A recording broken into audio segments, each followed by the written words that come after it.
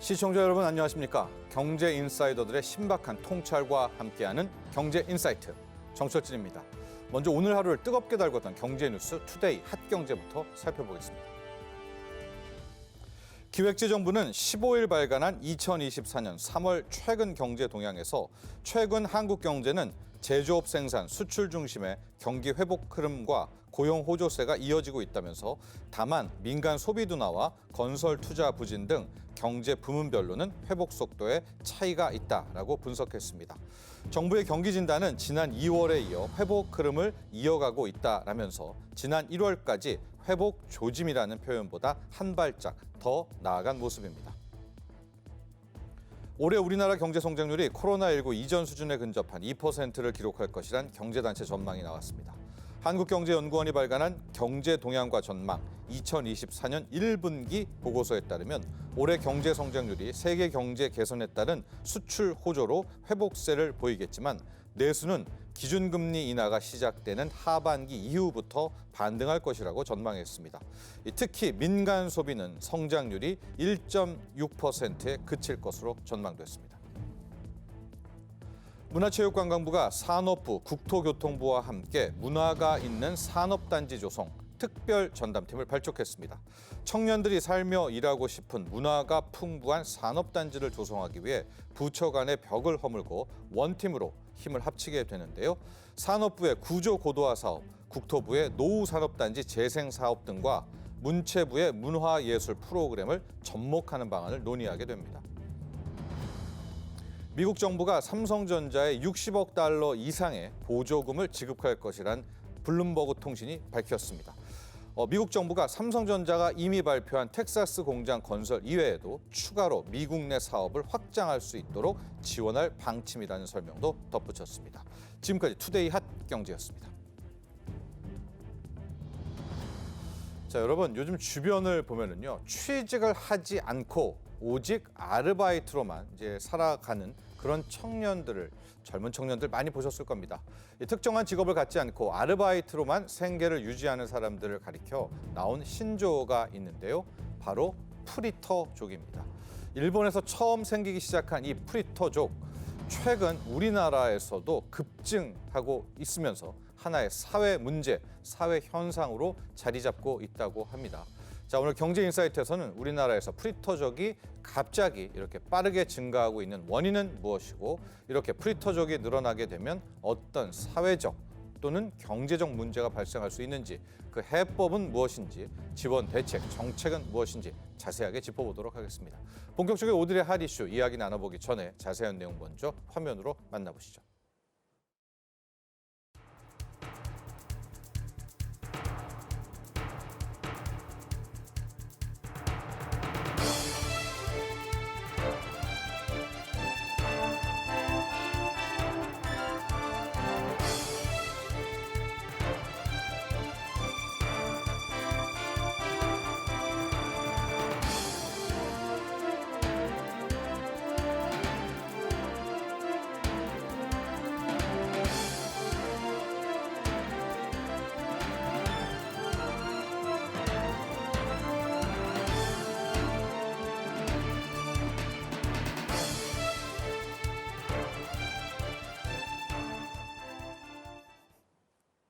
오늘의 경제인사이트 두 분의 전문가와 함께합니다. 김원식 문화평론가, 이솔지 동명대학교 사회복지학과 교수 두 분 나와주셨습니다. 안녕하십니까? 네, 안녕하십니까? 안녕하세요. 교수님 안녕하십니까? 네. 자, 프리터족 아주 쉽게 설명하면 스스로 비정규직이 된 전문 용어로 자발적 비정규직 이런 표현도 쓰게 되는데요. 자, 김원식 평론가님 이 프리터족의 란 무엇인지 네. 역사 유래 네. 한번 개념 정리를 하고 가야 될 것 같아요. 네, 그렇습니다. 네. 그래서 우리가 흔히 이제 직장 생활을 한다, 직업을 얻는다 그러면 고정적으로 출퇴근하는 뭐 평생 직업이라는 개념을 생각할 수는 없겠지만은 네. 그래도 이 어떤 일을 하긴 하지만은 고정돼 있지 않다는 겁니다. 그래서 특정 직업 없이 알바로 생계 유지하는 건데 원래는 이제 그 풀이라고 하는 F에다가 네. 아르바이터, 그러니까 아르바이트 하는 사람 이것을 네. 결합해 가지고 프리터족이다 이렇게 언급을 하게 되는데요. 본격적으로 부각이 됐던 거는 이제 우리가 일본에서 경제 불황이 이제 1990년대에 불었잖아요. 그러다 보니까 취직을 하지 못하는 청년들이 굉장히 많아졌어요. 예. 그러니까 결과적으로는 취직을 하지 못하니까 아르바이트를 이제 하게 되는데 아르바이트는 이제 한 개만 해서는 생활이 안 되니까 그렇죠. 사실 프리터족들은 여러 개를 하고 있는 그런 네. 상황이거든요. 근데 중요한 거는 처음에 개념은 이렇게 비자발적인 요인, 그러니까 어쩔 수 없이 경제 불황 때문에 네. 취직을 하지 못한 그런 젊은 층들이 선택을 할 수밖에 없었지만은 네. 이제는 자발적으로 말씀하신 것처럼 선택을 하는 그런 상황들이 벌어졌다는 거죠. 네. 그래서 일본 같은 경우도 자발적 비정규직이 10년 동안 지금 14만여 명이 이제 증가했다라는 네. 이야기가 나오고 있는 그런 상황이고요. 그래서 우리나라 같은 경우 통계청에서도 뭐 29세 이하 청년의 17%가 아르바이트로 이제 생활을 하고 있다 이렇게 얘기를 하고 있는데 네. 특징을 좀 살펴볼 수 있겠습니다. 몇 가지 특징이 있는데 네. 첫 번째는 정규직 직업보다는 아르바이트를 더 선호한다는 겁니다. 네. 여기서 전제 조건은 자발적인 프리터족이 이런 특징이 있다는 것이고요. 정규직이 있지만 네, 선호가 아르바이트 택하는 거네. 자발적인 겁니다, 저게. 뭐 있으면 또 생각이 달라질 수도 있겠지만 어쨌든 자발적으로 처음부터 도전 이렇게 자체를 선택했다는 아르바이트로 거죠. 간다. 그다음에 특별한 약속이 아닌 이상 혼자 좋아하는 어떤 그런 성향도 있다. 뭐 이건 이제 온라인에 이제 나온 네. 얘기고, 그다음에 특정 직업이나 명예, 부에 대한 욕심이 적다. 네. 없지는 않겠죠. 뭐 네. 적다라고 저는 생각을 하고요. 그다음에 내가 모은 돈으로 뭘 하느냐? 네. 저축을 하는 게 아니고 여행을 가겠다. 네. 아니면 내가 하고 싶은 걸 하겠다. 아, 예. 뭐 레포츠 같은 것도 이제 네. 할 즐기겠다. 것 같고요. 예. 네. 그리고 최소한 비용만 벌고 그 돈은 더 벌고 싶지 않다. 앞서서 말씀드린 대로 부에 대한 욕심이 네. 좀 적다는 부분하고 같이 맞물리고 있는데 이건 이제 자발적인 프리터족에 한한다고 볼 수가 있겠습니다. 중요한 거는 가치관도 지금 변하고 있다라고 이제 볼 수가 있겠는데 네. 대체적으로 유튜브나 이렇게 틱톡이나 뭐 인스타그램 같은 SNS를 보시면은 게시물이 굉장히 많아요. 근데 그게 어떤 내용이냐면 자발적 프리터족으로 사는 방법, 노하우 이런 것들을 이제 공유를 하거든요. 네. 그래서 실제로 지난해 한 구인 구직 네. 플랫폼 조사에 따르면은 응답자의 70.8%가 긍정적으로 생각하고 있다. 네. 이런 응답을 이제 내놓고 있기 때문에 우리가 이제 기성세대 입장에서는 아니 알바나 하는데 저런 생활 가질 수 있을까라고 하지만 이렇게 자발적으로 프리터족이 된 청년들이 많이 늘어났다는 거죠. 자, 여러분, 프리터, 그러니까 자유롭다의 프리, 일한다의 아르바이터.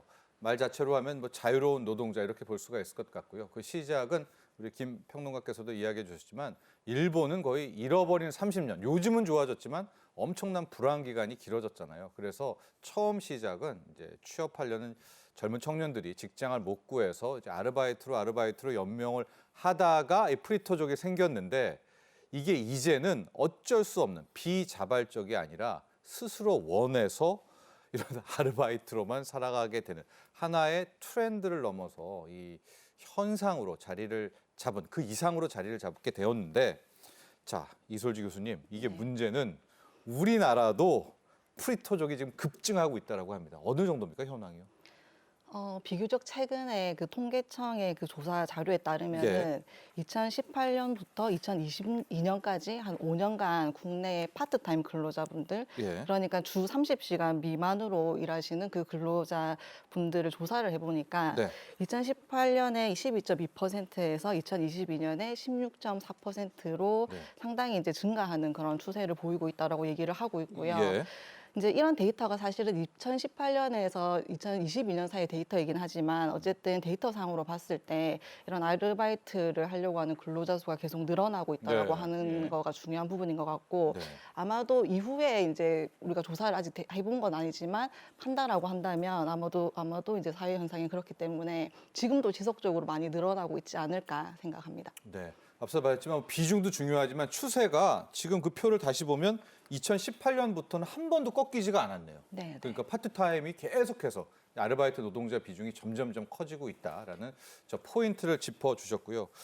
김원식 평론가님, 우리나라에서 왜 이렇게 프리터족이 늘어나고 있는가? 물론 취업난이 퍼뜩 떠오르기는 하지만 일본 사례를 봐도 일본은 좀 괜찮아졌는데도 프리터족이 존재를 하지 않습니까? 네.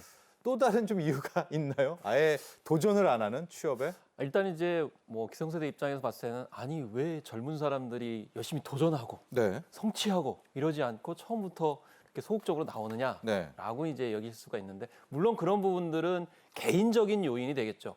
개인적인 요인. 그러니까 뭐냐면 그냥 힘든 일 하지 않고 편한 일 하겠다. 네. 오늘 조직에 얽매이기 싫다. 네. 스트레스 받기 싫다. 이런 거는 결국 개인적인 가치관의 문제잖아요. 조직이 싫다. 예. 네. 근데 예전 같은 경우는 저희들도 그런 어떤 이야기들이 있었지만 그걸 적극적으로 내세우지 못했는데 예. 지금 좀 약간 당당하게 내세운다는 거죠. 그렇지만 그런 부분만 있는 건 아니다라는 네. 겁니다. 그래서 구조적인 사회적 경제적인 요인도 있다는 건데 결국 양질의 일자리가 감소하고 있는 건 분명한 사실이고 네. 자기가 원하는 직장을 얻지 못했기 때문에 차라리 좀 마음을 바꾸자라는 어떤 그런 태도죠. 네. 그게 이제 사회적인 요인하고 개인적인 요인하고 같이 결합되는 현상 중에 하나가 소확행입니다. 그러니까 큰 성취를 못하니까 작은 데서 이제 만족감을 느끼자라는 것이 지금 트렌드 중에 하나인데 그런 맥락에서 이제 보시면 되겠습니다. 그래서 네. 노력해도 뭐 집 장만하기 힘들고 영끌한다고 그래가지고 되는 문제도 아니다. 그러니까 처음부터 좀 소박하게 살자라는 그런 이야기가 되겠는데 그래도 결국에는 개인적 삶을 즐기는 것이 어떻게 보면 하나의 트렌드가 됐고 그런 와중에 프리터족도 적게 벌어서 나는 즐기는 생활을 할 것이다 이렇게 얘기를 하고 있는데 네. 그렇지만은 이제 한편으로는 이제 그분들이 괴로워하는 게 뭐냐면 구조적으로 좀 이 프리터족에 대한 편견도 어느 정도 작용하고 있다는 걸 힘들어한다는 거죠. 네. 그러니까 무기력하고 게으른 집단이라는 편견이 오히려 힘들어한다는 얘기도 있는데 한편으로 제가 좀 너무 그 젊은층들이 자족하는 내용만 말씀드렸지만 아르바이트 여러 개 하려면 얼마나 또 힘들겠어요. 네, 그래서 네. 사실 그 선택을 했겠지만 실제적으로 닥치는 그런 현실은 그렇게 편하지만은 않을 것이다라는 생각이 좀 개인적으로 듭니다. 아니 이수주 지금 뭐 같은 질문인데요. 일본이야 워낙 경기 불황이 오래 이어졌죠. 20년 이상, 30년이 이어졌기 때문에 뭐 저렇게 비자발적으로 아르바이트 하다가 프리터족이 됐다고 쳐도 우리나라도 극심한 뭐 취업난이 있습니다만 왜 지금 갑자기 그거 외에도 지금 프리터족들이 너무 많이 늘어나고 있거든요. 우리나라에서는 또 왜 그렇게 이제 하나의 뭐 유행처럼 트렌드 현상이 돼버린 거예요? 제가 생각할 때는 갑자기라기보다는 아까 말씀하신 것처럼 사회 구조적인 그런 문제들이 뭐 갑자기 있었던 일이 아니잖아요. 그래서 조짐이 이미 있었다. 네, 그 전부터 네. 이미 조짐이 있었다고 저는 생각을 하고 있어요. 예. 그래서 그 당시에 이제 문제가 생겼던 사람들이 20대가 된 거고 그 당시에 이제 문제가 있었던 사람들이 30대, 40대가 된 거죠, 지금.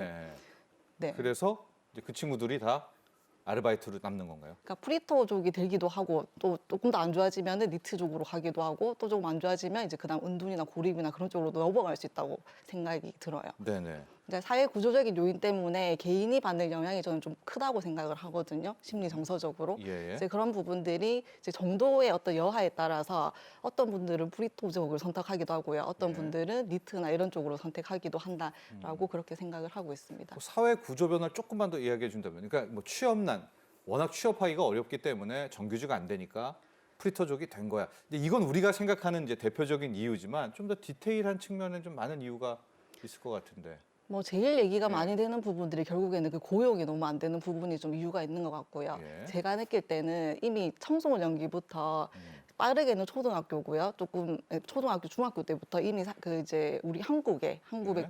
청소년들 같은 경우에는 조금 무기력감이라든지 뭐 공허감이나 우울이나 불안이나 이런 쪽의 정신과적인 이슈들에 좀 더 빨리 노출되는 것도 좀 있는 것 같아요. 예. 네, 그거는 이제 뭐 교육의 문제라든지 교육 제도의 문제라든지 뭐 이런 것들하고도 좀 엮이는 부분이 좀 있는 것 같습니다. 자, 그런데요. 이제 또 하나 저희가 좀 역설적인 상황이라고 생각하는 게 20대 청년층한테 설문조사를 했는데요. 프리터족, 그러니까 아르바이트를 2개, 3개에서 생계를 이어가는 이 프리터족에 대해서 어떻게 생각하냐 했더니 스스로가 난 좋은데 난 괜찮아라는 응답자가 70.8%. 그러니까 프리터족을 20, 30대 스스로도 좀 좋아라는 게 나오는데요. 좋아할 수도 있는데 예. 아닌 경우가 더 많아요. 솔직히 얘기를 해서 저도 학교에 있지만 예. 프리터족을 할래? 정규직 직업이 있는데 거기를 갈래라고 했을 때 네. 실제로는 상당히 많은 학생들이 사실은 그쪽을 가고 싶은데 그게 너무 안 되는 상황이라서 이쪽을 선택하는 경우가 좀 많이 있는 것 같고요. 예, 프리터를요. 네네네. 그리고 정규직이 아니면 이제 비정규직이나 이제 이런 쪽인데 너무 격차가 좀 심하잖아요. 네. 차라리 아르바이트 하는 게 비정규직으로 일하는 것보다 어떨 때는 아르바이트에서 버는 돈이 더 많은 경우도 있어요. 20, 30대 한 정도까지. 두세 개에서. 예. 네네네. 예. 이제 그러니까 비정규직 하면서 스트레스 받고 뭐 하고 하는 그거보다는 차라리 이제 프리터족을 선택하겠다라고 해서 그거를 하는 거지. 그거가 마냥 좋아가지고 프리터족을 굉장히 선호한다든지 이런 거는 저는 좀 아니라고 생각을 합니다. 예, 그러니까 이 설문조사의 물음이 정규직이 좋냐 프리터족이 좋냐 했으면 정규직일 텐데 비정규직까지 같이 고려해서 비정규직과 프리터족 하게 될 경우에는 이제 2030 세대들 입장에서는 상당 부분이 프리터 쪽에 또 방점을 네네. 찍게 된다. 예, 굳이 이런- 스트레스 받으면서 그 이제 책임감을 느끼면서 비정규직이라도 예. 이제 그런 것들 별로 안 하고 싶은 거죠. 그리고 대부분 최저임금이잖아요. 우리나라 같은 경우에. 예. 그러니까 그걸 할 이유가 없는 거죠. 똑같으니까 비정규직과 아르바이트가 똑같던지 아르바이트가 더 많습니다. 지금. 그런가요? 네네. 저희 학교 이제 학생들 아르바이트 하는 것만 봐도 그렇고요. 예. 네. 그런 상황에서 오히려 이제 네, 프리터족들이 맞아요. 늘어나고 있다. 근데 이렇게 좀 긍정적으로 스스로가 생각한다면 이 프리터족의 퍼지는 지금 열풍이라는 표현이 좀 확산은 쉽게 꺼지지는 않겠습니다. 일본이 꽤 오랜 기간이니까 우린 이제 뭐 일본보다는 늦게 시작했으니까 좀 오래 갈까요? 이런 프리터족들? 이미 10대, 20대부터 이제 그런 생각들을 하는 문화가 생겼다라고 한다면 예.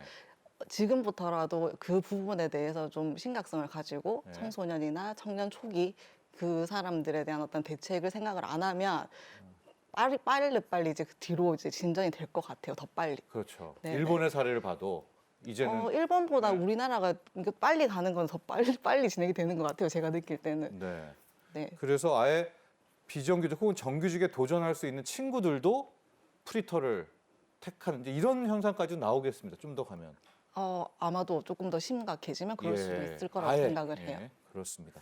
제가 봤을 때는 이제 덧붙여서 말씀드리면 네. 몇 가지 도 요인이 또 있는 것 같아요. 한국만의 특수성. 네. 예를 들면 아까 이제 정규직인데 뭐 제대로 된 정규직을 가고 싶은데 네. 그렇다고 비정규직으로 가면은 비정규직은 더 고생을 하고 네. 그렇다고 해서 비정규직 열심히 한다고 그래가지고 뭐 보장도 정규직화되는 것도 예, 아니고 예. 그러니까 당장에는 아르바이트 여러 개 하면은 자기 편하고 또 말씀하신 대로 수익이 많으니까 네. 차라리 좋은 정규직이 못 되는 바에는 프리터족으로 산다. 그런데 그 중간에 뭐 모색은 하겠죠. 뭐 아르바이트를 하면서 정규직에 계속 도전할 수 있는 그런 예. 측면도 있을 거라고 보는데 이건 결국에는 우리나라가 좀 특히 대기업 중심의 그런 정규직을 많이 원하잖아요. 네. 그러니까 대기업 정규직이 아니면은 그냥 뭐 중소기업 비정규직 하지 않고 프리터적으로 살겠다. 거기에 이제 명분이 뭐 워라밸이라든지 네. 내 즐기면서 살겠다. 이런 좀 명분이 붙는 게 아닌가라는 생각이 들고요. 그다음에 이제 설문조사에 보면은 스트레스 줄어서 건강에 도움이 된다 이렇게 하는데 요즘에 이제 조직 문화도 이제 한국에서 생각해 볼 점이 있는 거예요. 뭐냐면 조직에서는 또 90년대생들을 좀 왜 이런 네. 친구들이 있지 이렇게 생각을 하거든요. 근데 90년대생들은 생각해 보면 굉장히 개인적인 가치, 워라밸을 굉장히 중시하는데 아직 우리나라의 조직 문화는 약간성 상명하복의 그런 어떤 시키는 걸 일방통행적으로 하는 어떤 그런 측면이 아직도 남아 있거든요. 그게 네. 또 이제 근무 여건이 안 좋은 그런 회사일수록 그런 부분이 너무 많이 남아 있다 보니까 네. 결국 이런 직장 생활을 하느니 이런 조직 문화에서 고군분투하느니 차라리 편하게 프리터적으로 하면서 뭐 이제 단기간에는 좀 기회를 보겠다. 이렇게 처음에 이제 발을 들여놓다가 네. 결국 시간이 지나면서 그 상황을 이제 탈출하지 못하면 뭐 이제 5년, 10년 이런 식으로 점점 늘어나는 게 아닌가 이렇게 생각이 좀 들어요. 근데 이 지금 프리터족 조금 있다가 2030만의 문제가 아닙니다. 지금 4050도 아르바이트 시장으로 굉장히 뛰어들고 있어서 그 문제는 논의하게 될 텐데 2030 사이에서 한때 굉장히 인기 있었던 게 파이어족이라고 그렇죠. 있거든요. 이거 두 개를 보면 역설적인 것 같아요. 그래서 우리의 지금 젊은이들이 마음이 두 개구나. 파이어족도 한번 설명을 해주시고 프리터족을 하면 파이어족이 안 되잖아요. 그것도 한번 비교 설명 별개일 부탁드립니다. 수도 있는데 네. 제 생각에는 연계도 좀 있습니다. 네. 그래서 파이어족 같은 경우는 이게 파이낸셜 인디펜던스 이제 리타이어 어얼리 그래서 경제적으로 빨리 독립을 한 다음에 조기 은퇴를 하겠다라는 네. 이야기잖아요. 그러니까 결국에는 뭐냐면 악착같이 돈을 벌겠다는 겁니다. 네. 그러면 악착같이 돈을 벌면 어떻게 해야 되죠? 한 직장에만 있어야 되나? 아니면 뭐 한 일만 해야 되나? 아닐 수 있죠.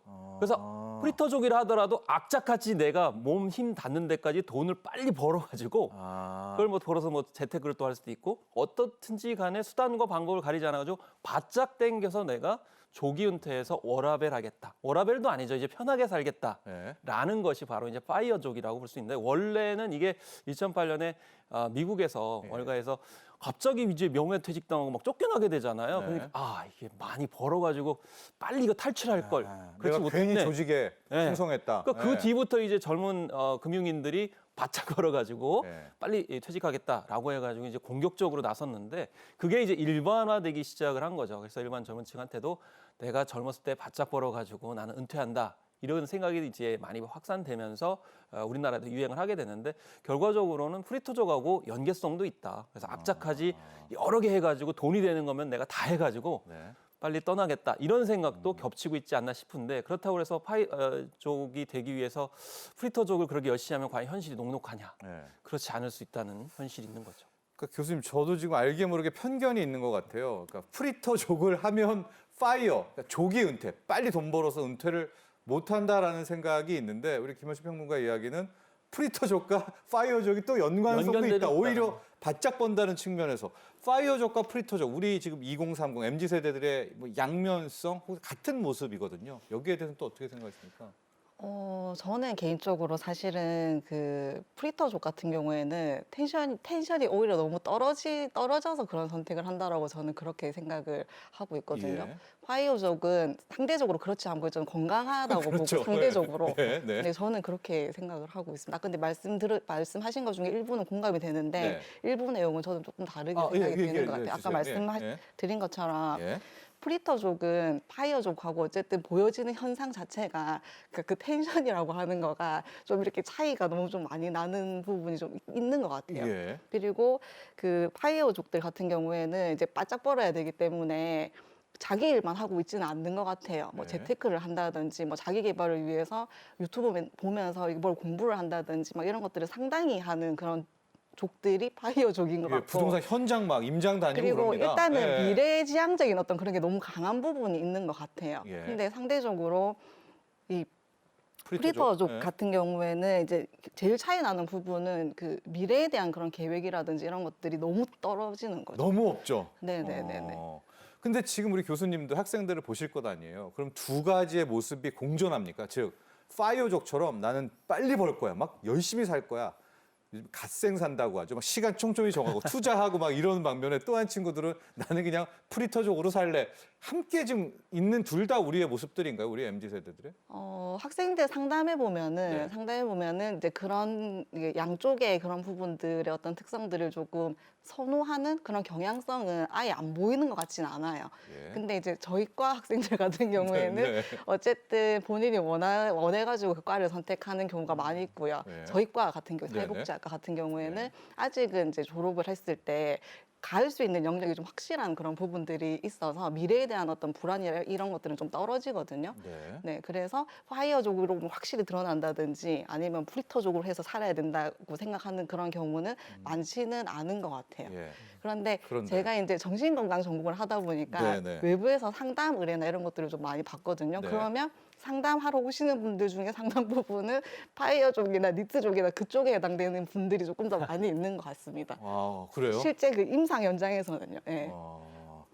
자, 그럼 진짜 사회복지학과라든가 가령 세무학과라든가 이분들은 이제 꿈이 이 친구들은 명확하니까 그렇지만 예, 그런 학과적에서 명확하게 자신의 진로가 안 결정되는 그러니까 뭘 해야 될지 모른다든지 네. 자기가 뭘 좋아하는지 모르고 그러니까 미래가 안 보이게 되는 경우에 나타나는 제일 핵심적인 증상들이 무기력을 느끼는 것부터 시작된단 말이에요. 예. 이제 그런 것들이 나중에 우울이나 불안이랑 뭐 이런 것들이랑 엮여가지고 이제 원래 자기의 어떤 그런 건강하게 살아가는 그런 요소들을 좀 떨어뜨린다고 생각을 하면 되는데 프리터족 같은 경우에는 이제 빨리 이제 그런 부분들에 대해서 이제 포기하는 거라든지 뭐 이런 쪽의 거를 많이 느끼는 경우가 많이 있는 것 같아요. 제가 네. 봤을 때. 교수님의 이야기는 이 프리터족 아르바이트 한 두세 개를 하면서 10년, 15년 내 생계를 유지할까 하는 것에서는 본인이 원해서 막 적극적으로 프리터족이 된 경우도 있겠지만 실질적으로 상당수는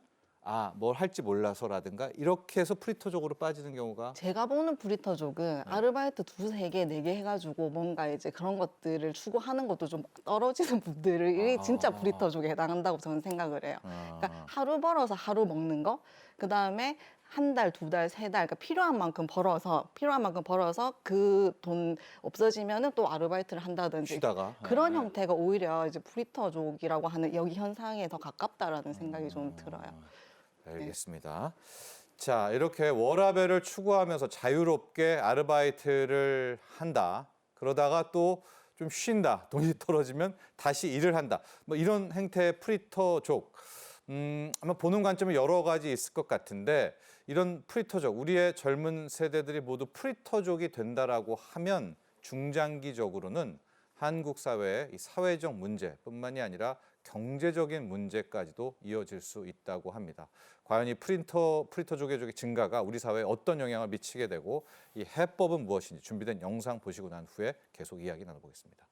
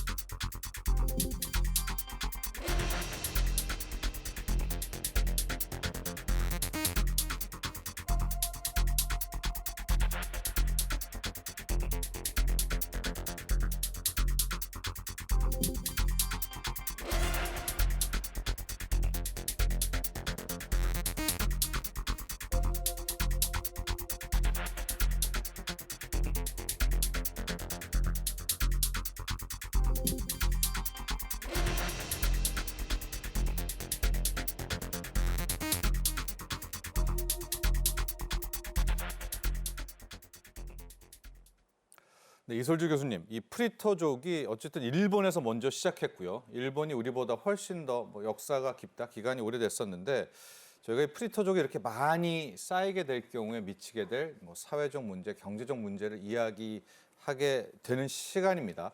일본은 좀 어땠으며 우리도 만에 하나 그 길을 따라간다면 우리에겐 또 우리 사회엔 어떤 영향이 좀 있을까요?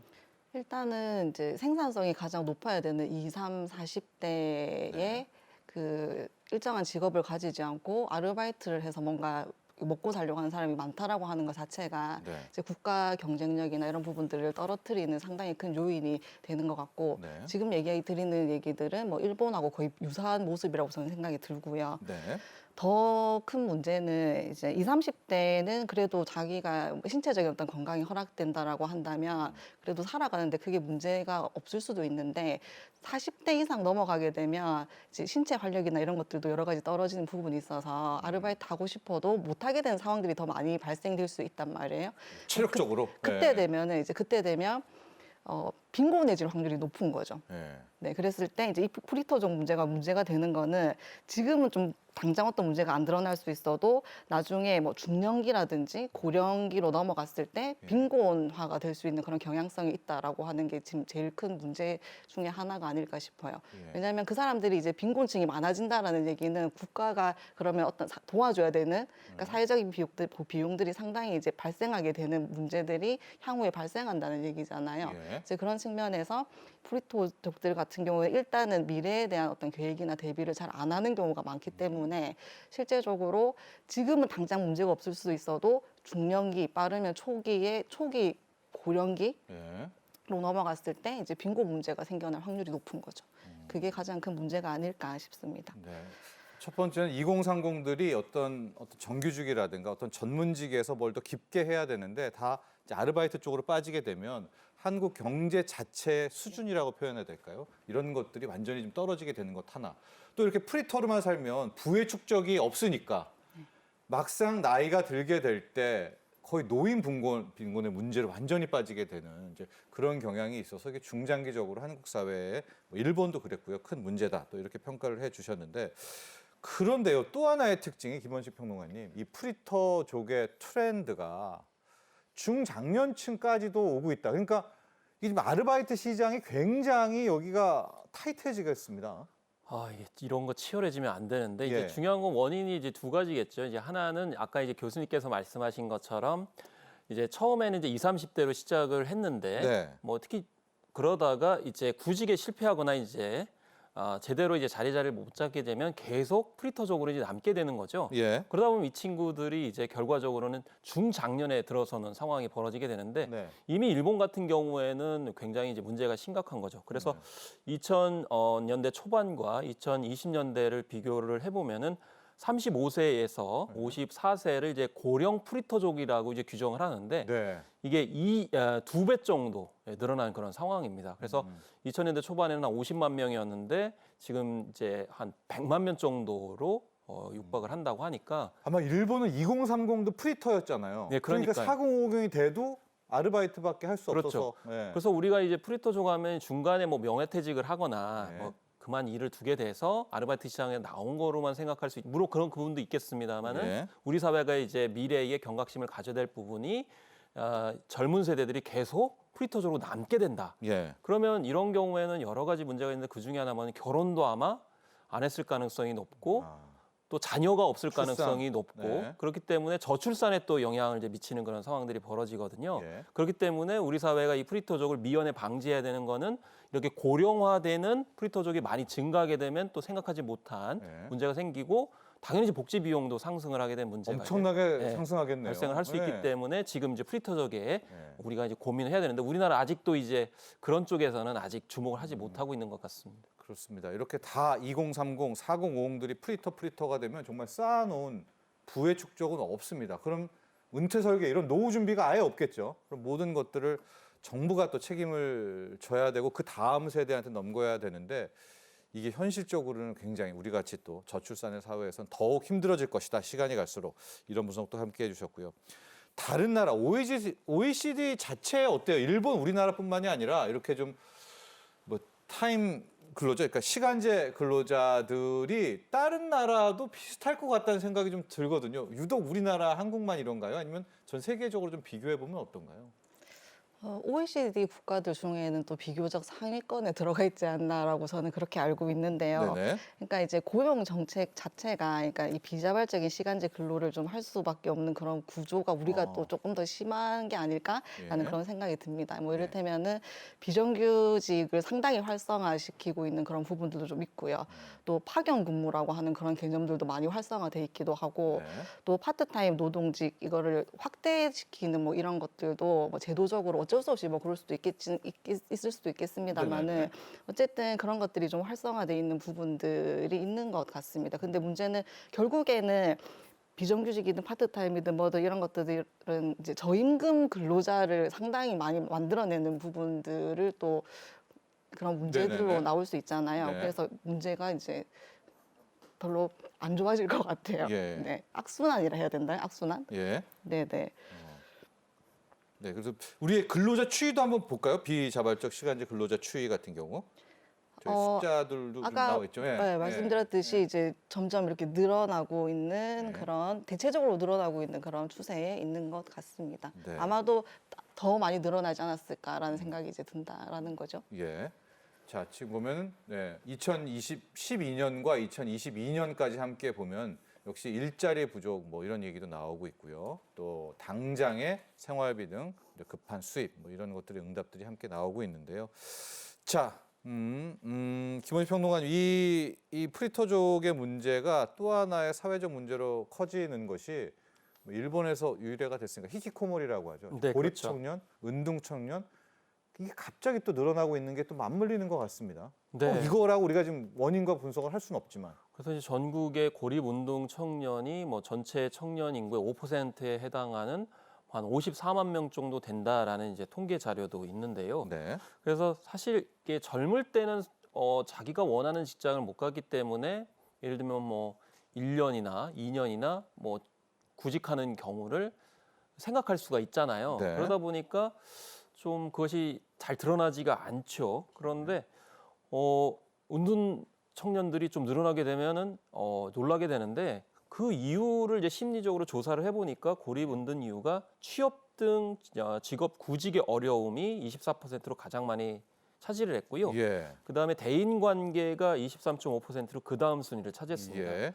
그리고 가족 관계하고 또 건강도 12.4%, 12.4% 이렇게 같이 차지를 했는데 그러니까 대인 관계도 있긴 하지만 이 네. 취업 문제도 분명히 영향을 준다는 겁니다. 네, 그렇습니다. 그렇죠? 예. 그래서 사실 이런 경우가 있잖아요. 내가 이제 예를 들면 학교를 졸업하고 네. 직장을 딱 이제 찾게 되면 친구한테도 자랑스럽게 얘기하고 네. 가족한테도 자랑스럽게 얘기를 하고 예. 뭐 사람들한테 활기차게 얘기할 수 있는데 예.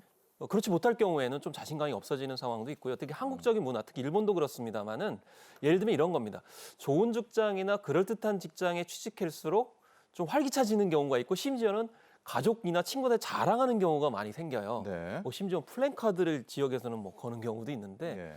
그런 어떤 남의 시선을 의식하는 문화가 좀 있다 보니까 동양권의 문화가 좀 있죠. 예, 네. 그래서 히키코모리 현상도 일본하고 한국이 좀 굉장히 심각한 상황이 그런 어떤 문화적 차이가 있는 게 아닌가 저는 개인적으로 생각을 하고 있고 예. 그리고 심리적 정서적 어려움에 관련돼서 또 조사를 한 게 있는데 1위가 뭐였냐면 66.3 그러니까 네. 희망 없는 미래 그러니까 미래가 희망이 없다 더 이상 나아질 것 같지 않다 뭐 이런 생각에 빠질수록 고립 은둔 청년이 늘어날 가능성이 높다는 거고 네. 그다음에 그 다음으로 봐야 될 게 62%가 타인의 시선의 두려움.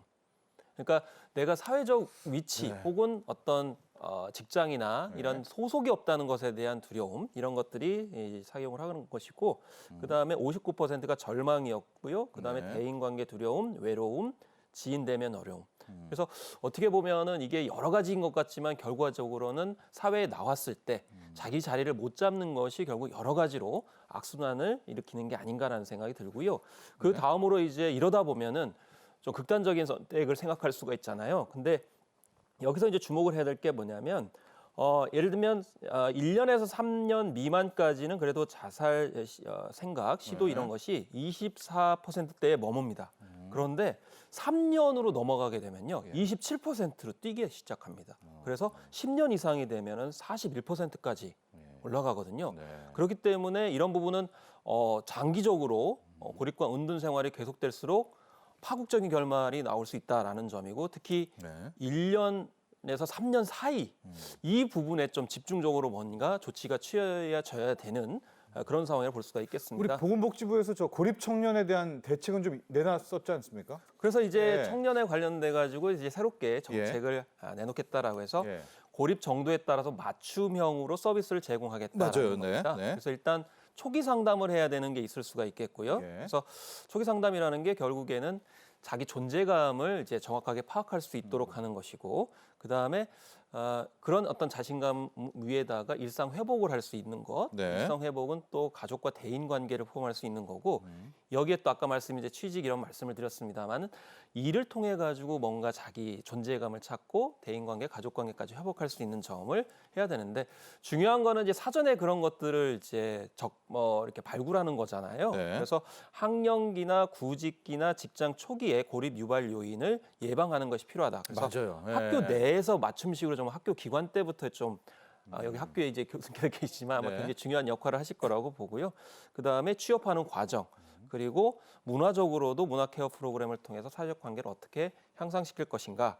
그래서 선제 발굴과 또 밀착 지원이 굉장히 중요하겠죠. 그러면 일단은 기본적으로 온라인에서 자기 진단을 해가지고 쉽게 이제 신청할 수 있도록 그런 시스템을 만들겠다는 겁니다. 그래서 네. 마음 상담도 해주고 그다음에 일 경험까지 원스톱 지원을 해주겠다는 거고요.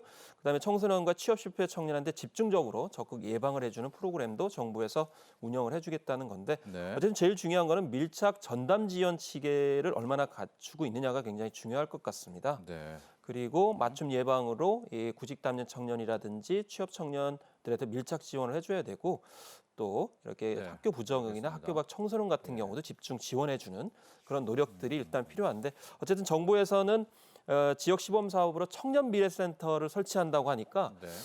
지역에 밀착해 가지고 얼마나 이제 효과가 있을지를 이제 구체적으로 좀 시범 사업을 통해서 가늠할 수 있었으면 좋겠습니다. 이솔주 교수님, 계속해서 우리가 은둔 고립 청년들, 히키코모리, 일명 히키코모리 문제를 많이 하는데 지금 프리터족이 늘고 있다는 것과 이게 연관성이 굉장히 깊네요. 아까도 제가 잠시 말씀드렸지만 아까 교수님 얘기하신 예. 것도 그 슬라이드에서 나오는 그 키워드들 있잖아요. 네. 뭐가 몇 %, 뭐 무기력이 몇 %, 뭐 이거 아까 우울감, 네. 네네 그런 것들이 결국에는 다 정신 건강과 관련된 핵심 키워드들이거든요. 예. 근데 그런 부분들이 은둔이나 이제 고립으로 갈수록 더 안 좋은 상태라고 생각하면 되고 예. 그나마 자발적 브리터족이 그나마 제일 나은 거고요. 네. 일반 청년 그다음 자발적 프리터 예. 또는 비자발적 프리터, 예. 그다음 안 좋아지면 니트, 예. 그다음 고립운둔, 그다음 은둔을 어떻게 또 해석하느냐에 따라 달라질 수 있는데 네. 히키코모리 정도 되는 거는 이제 병리적인 게 상당히 강하다고 보시면 돼요. 예. 그래서 아까 그런 키워드들이 많이 안 좋아진 상태가 이제 그런 상태란 말이죠. 그래서 뒤로 진행될수록 별로 안 좋다. 네. 그렇기 때문에 조기에 어떤 개입들을 하는 게 상당히 중요한 부분이라고 생각을 하고 예. 그 조기 개입이라고 하는 부분들은 국가에서 제도적으로만 하는 것들은 당연히 이제 하시는 부분이지만 아까 말씀하신 것처럼 초등학교 때부터 학교 다닐 때부터요. 예. 어떤 그런 정서적인 심리 정서적인 부분들을 이렇게 전담할 수 있는 전문가들이 이제 심리 정서적인 어떤 내적인 부분이 좀 강화될 수 있도록 케어하는 그런 전담 인력들의 활동들이 초등학교 때부터 이제 이루어져야지 가능하다라고 저는 생각이 들어요. 그러니까 조기 발굴이라고 하는 것도 결국에는 이러한 현상에 대해서 좀 임상적으로 아시는 분들이 그게 조기 발견이 이제 가능한 부분이 있거든요. 네. 네, 그런 체계가 돼야 될 거라고 저는 생각이 들어요. 전문가가 학교에 이제 들어가서 조기 발굴하는 그런 역할들을 실제적으로 하는 거. 그게 진짜 실제적인 대책이라고 저는 생각이 들어요. 이게 약간 꼬리를 무는 건가요? 네, 맞아요. 예, 가령 네네. 고립운둔을 가다가 직장을 못 갖고 프리터가 되고 프리터의 생활을 오래 하다 보면 다시 또 반드시 그런 건 운둔으로 아니지만 오고. 반드시 그런 건 아니지만 굳이 그 이제 그런 패러다임을 봤을 때는 예. 그렇게 될 확률들이 많이 보이는 부분들이 분명히 있다라는 예. 거죠. 그리고 고립 운동까지 갔을 경우에 예. 그 사람이 갑자기 그렇게 되는 경우는 거의 없어요. 예. 갑자기 그렇게 되는 건 거의 없고 이미 그 전에 약간 어떤 전조 그런 예. 것들이 드러나거든요. 그 중에 하나가 프리터족들도 네, 맞아요. 있는 거네요. 근데 그거가 그 청소년기부터 알 수가 있어요. 전문가들이 보면은. 조금 케어가 필요할 수 있겠다, 조금 이제 관심을 기울일 필요가 있겠다라고 하는 아이들 같은 경우에 예. 이런 쪽으로 훈련받은 전문가들이 봤을 때 그 스크리닝이 거의 다 가능하거든요. 그런데 지금은 거의 많이 놓치고 있다고 생각을 하시면 돼요. 그런 부분들에 대해서. 네. 그러니까 오히려 지금 고립운둔 청년들이 많다 할 때 가서 아르바이트나 하지 뭐 이런 말이 안 맞는 것이 프리터족들을 하다가 거기에 시행착오해서 실패한 친구들이 상당 부분 또 고립운둔으로 가는 이런 순서에 대한 이야기도 해주셨고요. 정말 프리터족이 이렇게 커간다는 것만 놓고 보면 이게 나중은 고립운둔 문제가 또 커진다는 것을 미리 알려준다. 자칫하면. 예, 네, 다 자칫하면. 그런 건 다 아니지만 그런 건 아니지만. 자칫하면. 그래서 그 프리터족도 조기에 이제 이게 컨택이 가능하면 이제 전문가 개입이라든지 뭐 국가 제도적인 부분에 네. 대한 도움이라든지 이런 것들을 통해서 굳이 뒤로 진행 안 되게끔 하는 것들은 가능할 거라고 생각됩니다. 일본은요, 김원희 평론가님. 거기도 시행착오 정말 많이 뭐 20년 이상 됐잖아요. 어떻게 좀 이 문제를 좀 풀어갔었나요?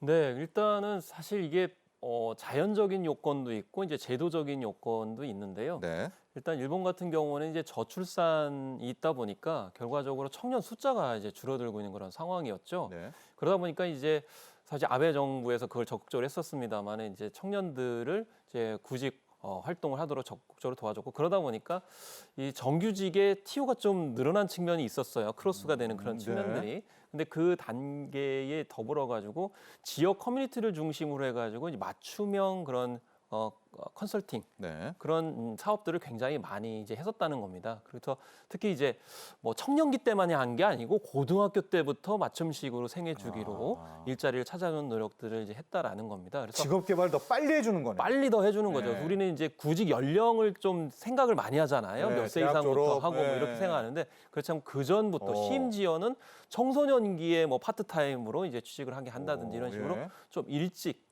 나섰던 그런 측면이 있다고 이제 보겠습니다. 네. 그래서 일단 우리가 이제 아까 교수님도 말씀하셨습니다마는 우리가 낭만적인 프리터족하고 그 네. 현실적인 프리터족하고 지금 좀 혼재되어 있어요. 그러니까 약간 이제 경제 위기 때문에 나는 얽매이기 싫어가지고 자유롭게 살고 싶다고 그래서 처음에 청년기 때 여러 가지 아르바이트를 하면서 나는 워라밸을 하면서 살래라고 약간 낭만적으로 접근하는 친구들이 있죠. 있지만 그렇죠. 예. 운동형 이제 외톨이 비슷하게 네. 프리터적으로 빠질 수밖에 없는 친구들은 어떤 성격적으로나 성향적으로나 이것이 말씀하신 대로 악순환으로 빠져가지고 가는데 결과적으로 공통적으로는 사회적으로 문제가 됩니다. 그렇죠. 네. 예. 결과적으로 젊었을 때는 잘 모르다가 결국 어느 정도 시간이 겪어보면 아 이게 내가 그동안 아르바이트로만 생계하는 것이 나 자신뿐만이 아니고 뭐 지역이나 가족이나 국가 전체적으로 부담을 준다는 뒤늦게 깨닫게 되는 상황이 네. 벌어질 수가 있거든요. 우리나라는 이제 전대미문을 아직 경험을 못했기 때문에 예. 그런 점에서 이제 사례가 외국에 많기 때문에 네. 요걸 좀 구분을 하되 네. 결국 맞춤식으로 좀 프리토족 정책이 이 양쪽에 집중돼야 되지 않나 이렇게 생각합니다. 자, 이제 해법 마지막 시간이 됐습니다. 이솔주 교수님, 이게 우리나라 한국 경제가 막 갑자기 급성장을 해서 정말 일자리가 턱턱 생기면야 좋겠지만 그럴 이제 앞으로 중장기 이런 상황들을 좀 보게 되면 어떤 대책들은 분명히 있어야 될 것 같습니다. 이게 프리터족이 단순히 아르바이트 많이 하는 청년 문제가 아닌 것으로 지금도 보여지고 있거든요. 어떤 지원들, 어디를 좀 많이 좀 건드려 주면서 앞으로 이 프리터족들의 문제들을 풀어가는 게 좋을까요? 고용 정책인가요? 아까 교수님 말씀하신 것처럼 그러니까 조기에 어떤 초, 중, 고등학교 시기에 뭔가 이런 다양한 맞춤형 어떤 개입들이 좀 필요하다라는 그런 생각이 들고요. 네. 어쨌든 국가가 좀 이런 청년 문제에 있어서 조금 더 심각성을 좀 더 잘 알고 적극적, 그러니까 다방면에서의 어떤 적극적인 어떤 제도적인 그런 관심이 좀 필요하다라는 그런 생각이 듭니다. 네. 법 같은 거 보면은 대부분 아동 청소년은 있고 노인분들은 당연히 있는데 청년들이 그 법 안에서도 이렇게 지원이나 이런 것들이 빠져 있는 경우가 많단 말이에요. 네. 이제 그것만 봐도 청년에 대한 관심이 지금까지는 조금 낮았던 것 같은 그런 생각이 드는데 네. 예, 국가가 네. 제도적으로 조금 더 이제 신경을 더 많이 써서 요소 이렇게 이제 지원을 좀 하는 거가 필요하다고 생각됩니다. 그러니까 이미 프리터족이 된 이제 여기는 빨리 네, 어떤 당연히 해야 취업이나 되는 거고. 재취업으로 가고 지금 이제 앞으로 프리터족이 될 가능성이 있는 예방, 예. 고등학생 이런 예. 때부터 빠르게 직업 교육을 노출되신 분들은 노출되신 분대로 뭔가 해법을 개입이 가고요. 필요하고요. 네. 그 전에도 중요한 것 같아요. 예방하는 것들도 상당히 중요한 것 같습니다. 네. 지금처럼 대입 위주로만 간다면 지금 중학교, 고등학교 학생들도 또 프리터가 될 가능성이 네. 있죠. 그래서 아까 교수님 말씀하신 네. 것처럼 이게 우리가 이제 교육이 굉장히 중요하다는 건데 그럼 사전에 우리가 이제 이게 가능할지는 모르겠습니다만은 네.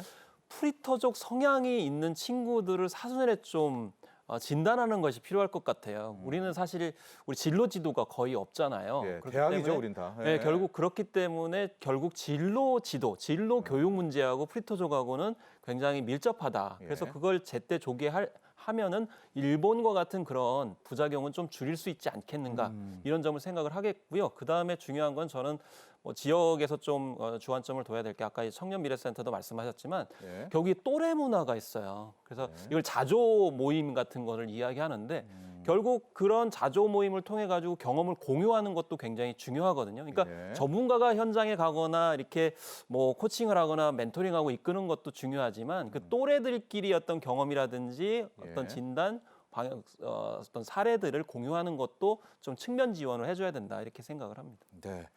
독일 같은 경우에도 굉장히 직업 선택과 교육이 빠르게 진행이 됩니다. 아마 지금 현재 프리터족의 문제 여러 가지 해법들도 있지만 미사연에 방지하기 위해서는 이제 대입 위주의 교육. 참 이게 또 돌고 돌아서 또 너무나 또 원점인 이야기를 하게 되는데 그만큼 중요하다는 뜻이 될 것 같습니다. 자, 오늘 함께해 주신 두 분 모두 감사드립니다. 네. 네, 감사합니다. 네, 경제인사이트 오늘 준비한 소식은 여기까지입니다. 요즘 한 개에 10,000원 하는 이 사과까지 나오면서 금사과라는 말이 정말 실감이 나고 있죠. 애플플레이션, 애플 플러스 인플레이션이라는 말까지 나올 정도로 지금 사과값 정말 핵심적인 문제가 되고 있고요. 사과 때문에 대체 과일 가격도 줄줄이 가격이 상승하고 있는 그런 상황입니다. 자, 정부가 비상수급 안정대책반을 가동해서 이 과일 가격 잡는 데 또 물가 안정에 모든 역량을 집중하고 있습니다. 다음 이 시간 경제인사이트에서는 장바구니 물가를 비롯한 신선식품, 외식 물가, 증가 원인, 또 물가를 잡기 위한 해법, 지원책들 자세하게 짚어보도록 하겠습니다. 오늘 함께해 주신 시청자 여러분 감사합니다.